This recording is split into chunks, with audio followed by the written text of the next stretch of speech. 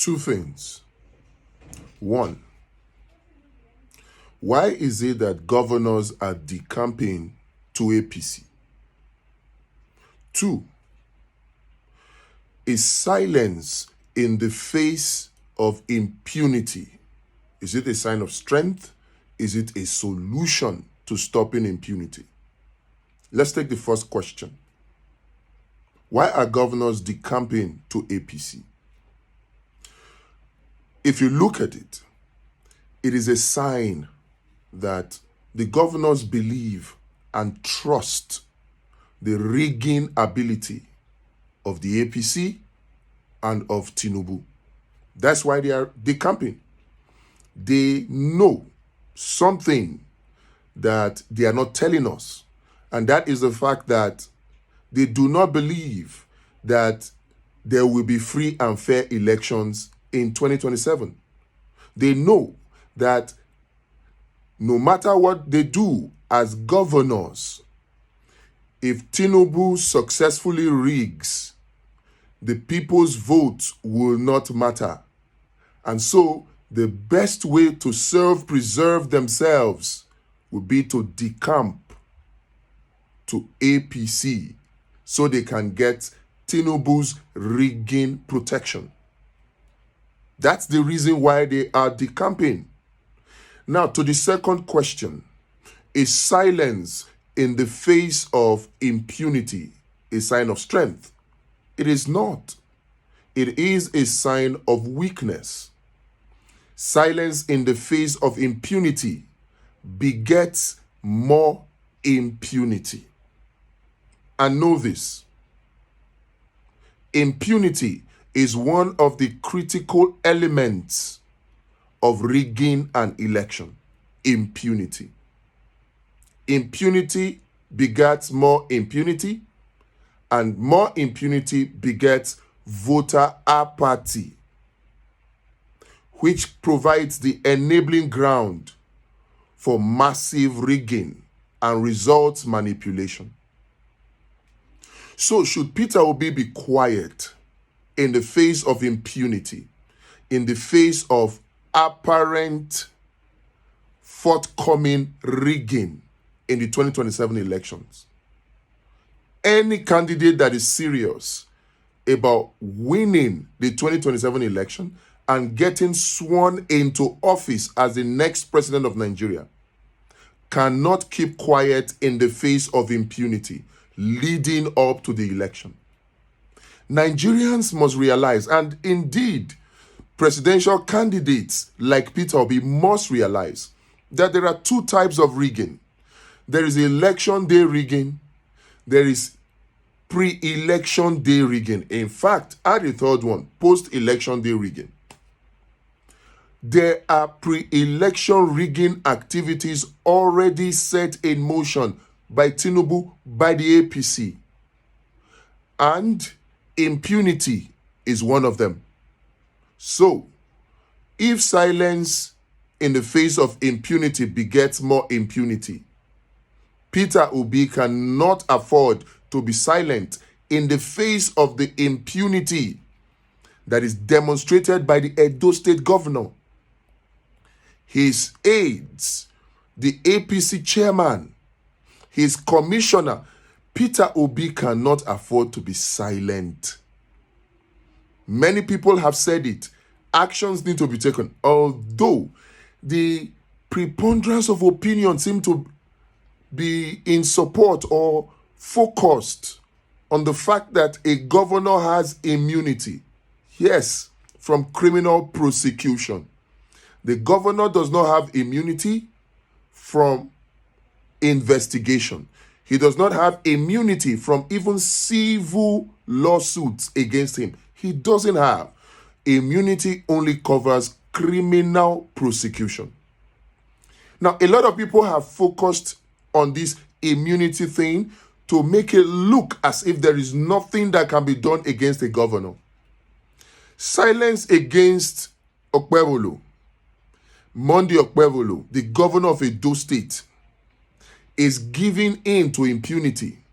Silence against the governor of Edo State, that is second in line, in fact, third in line to the governor of Benue and even the APC publicity secretary. Silence in the face of their impunity is throwing your hands in the air to say we accept the rigging of 2027. Silence begets more impunity. And if impunity is one of the critical ingredients of rigging, how can we allow it to go unanswered? The impression that has been created is that Peter Obi has no option. He has to play it calm. Even when we say sue, many are saying, okay, don't sue, he's a gentleman. This is not the time to be a gentleman, please. There are 5 options available to Peter Obi. 5 options that simply taking those 5 options and exploring them will serve as a deterrence to impunity and therefore weakening any rigging machinery for 2027. The 5 options. This is not the time to worry whether or not APC or Tinubu is in charge of the judiciary or the security agencies. This is not the time to worry about that. Well, Tinubu can be in charge of the judiciary. He can own it, like Wike used to brag about. Tinubu can own the security agencies. But you see, these 5 options, if Peter Obi engages in them, it won't matter that Tinubu is in charge of the judiciary or the security agencies. It won't matter. What are the 5 options?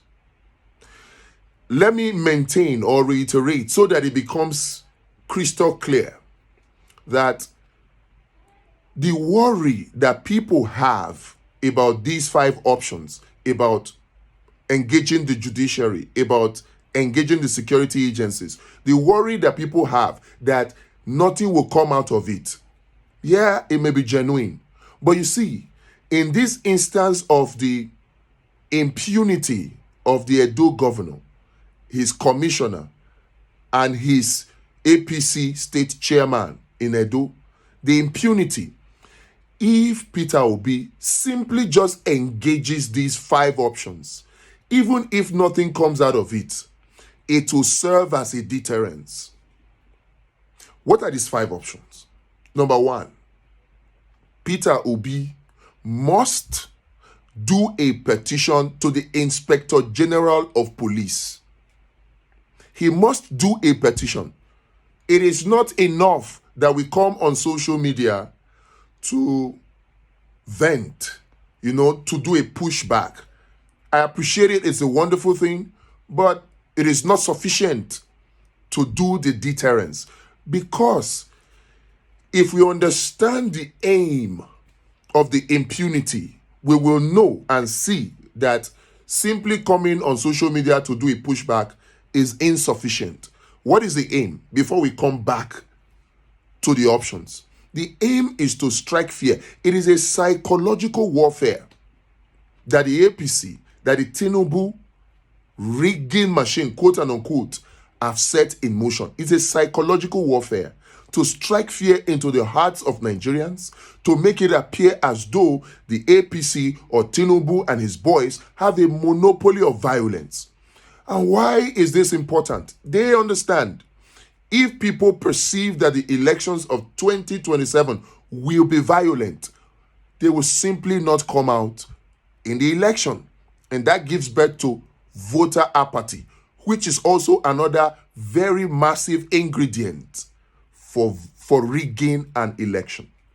So if we understand this, you'll see that we need to counter that psychological warfare. We need to counter this impunity with legal actions. When I say legal actions, not necessarily lawsuit. Actions that are backed by law.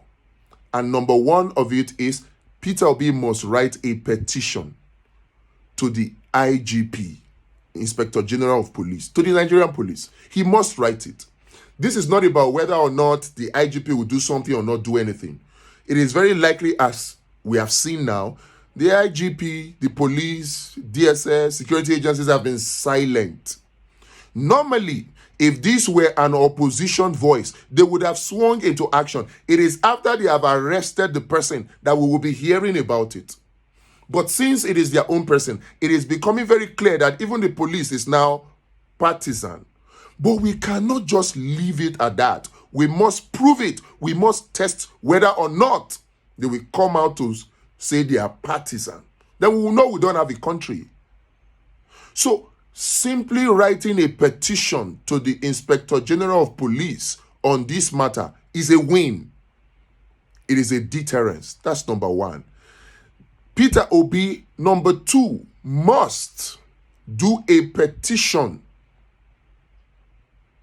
to the Code of Conduct Bureau and Tribunal. What the governor did, what the Edo APC chairman did, what the commissioner did, they are gross violations of the Constitution of Nigeria, and they are also gross violation of the Code of Conduct for public officers in Nigeria. And so, if Peter Obi lets this slide, yes, the Code of Conduct Tribunal is not a Father Christmas. They can't give what is not before it. Then it will simply mean that you have allowed impunity to grow wings. And very soon, it will begin to fly roughshod all over us.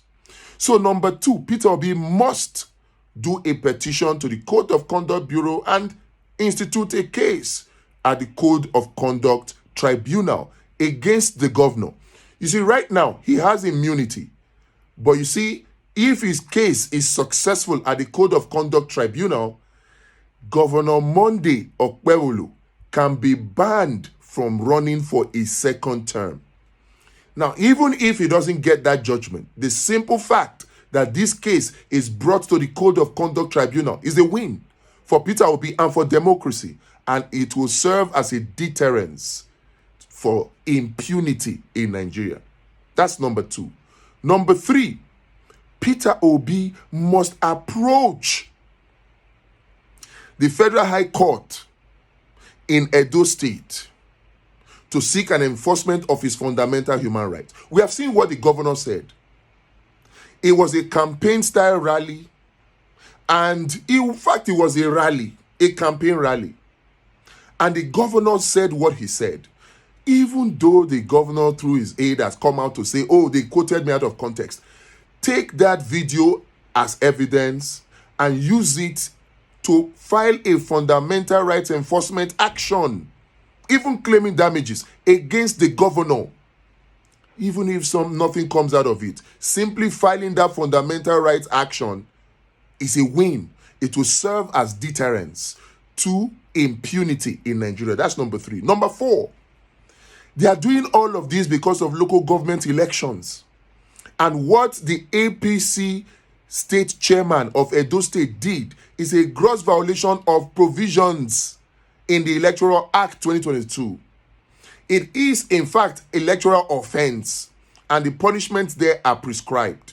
So if Peter Obi allows this to slide, what the governor said, what the commissioner said, what the APC state chairman in Edo State said, it will be feeding impunity fat. It will be providing a fertile ground for successful rigging of elections, not only in Edo State, but in 2027.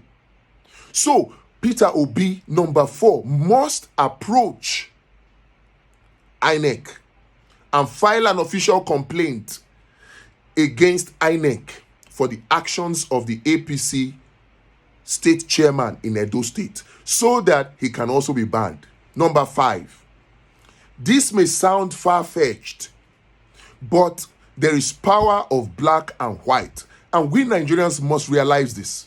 It may sound far-fetched, but Peter Obi can write an official protest letter calling on the Edo State House of Assembly to begin impeachment procedure against the governor of Edo State for gross violation of the Constitution. Yes, you may say nothing will come out of it, but it will be for the record. And the fact that Peter Obi simply writes that letter to the Edo State House of Assembly pointing them in a direction that they don't want to turn their eye to, in the direction of the violation of the Constitution, which constitutes gross misconduct on the part of the governor of Edo State.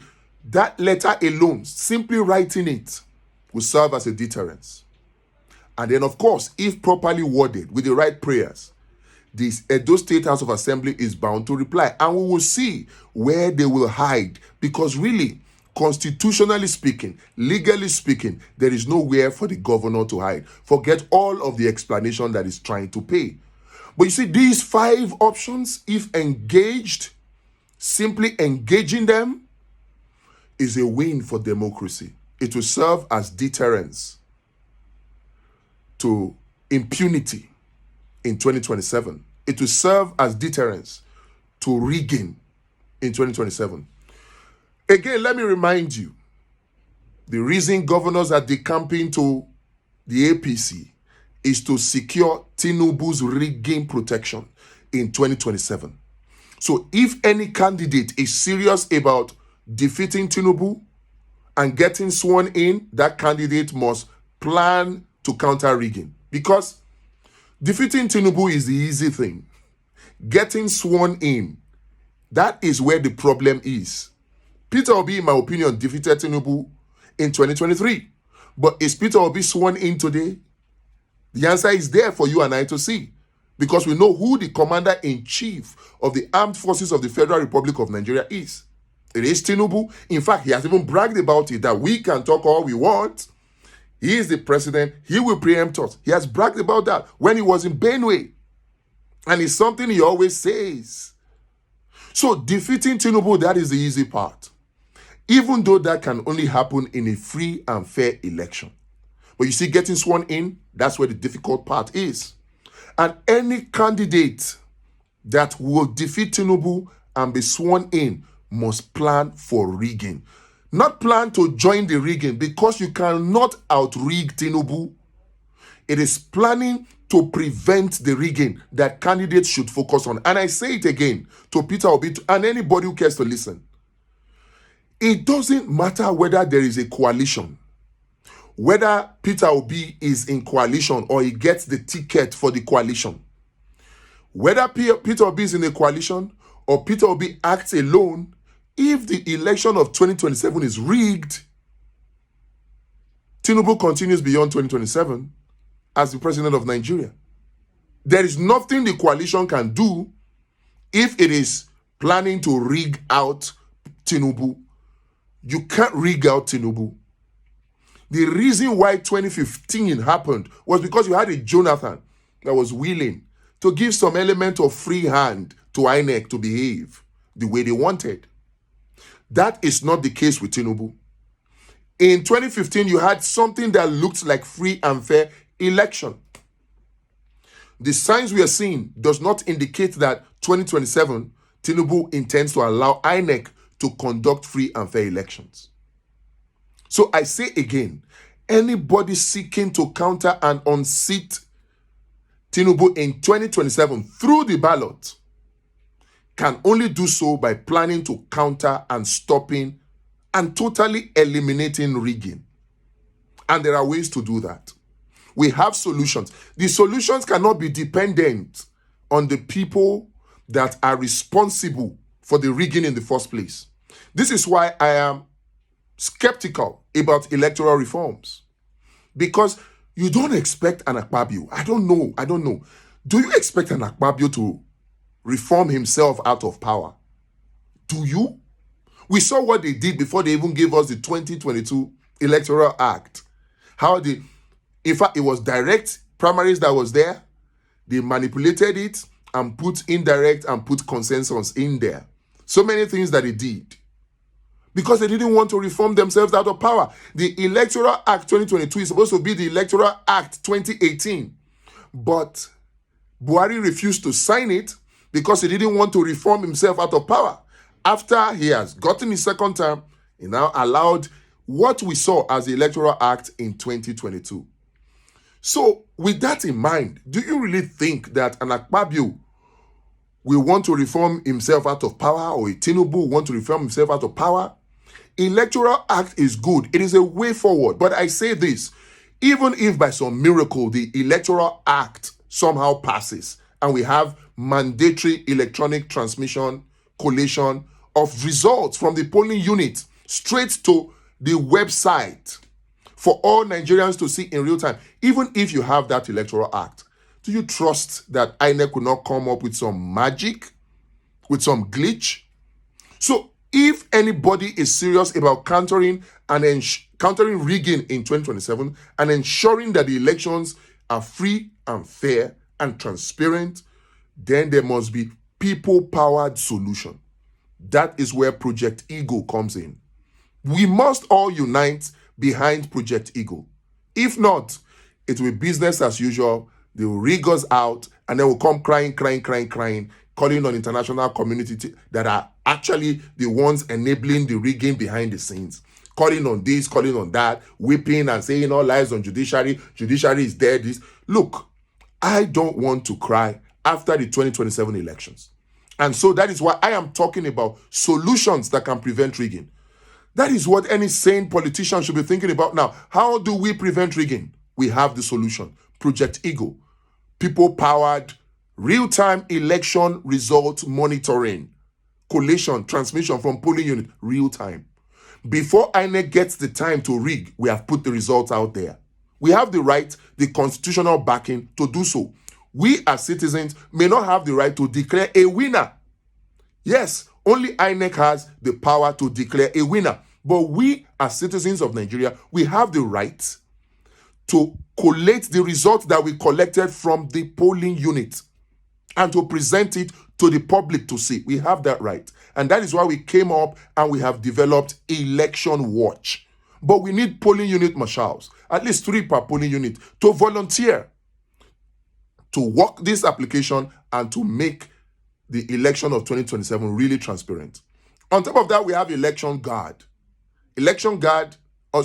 Guard, that will help us capture evidence. And then on top of that, we have Fund, we have Law Patrol, and then we have the best of them all, Abundance Party. So please, let's get serious about stopping election rigging. That is where our focus should be. We cannot allow impunity to go unanswered. The incidents with Edo State Governor and his aide and the APC state chairman in Edo State is a threat to free and fair election in 2027. I don't see now. I'm looking ahead. The same thing the governor of Benue did, the same thing Phyllis Monka did. If we do not respond through legally acceptable channels and means, more of this will come. And we may think that we are battling it in the social media, but you see, they are winning the psychological warfare for the hearts and minds of Nigeria. And that is where the real danger is. We must not allow it. Actions must be taken. The 5 options must be explored, must be explored by Peter Obi. And then join us to prevent rigging in 2027. Details are in the description below. Give us your contributions too. Let's work together on this.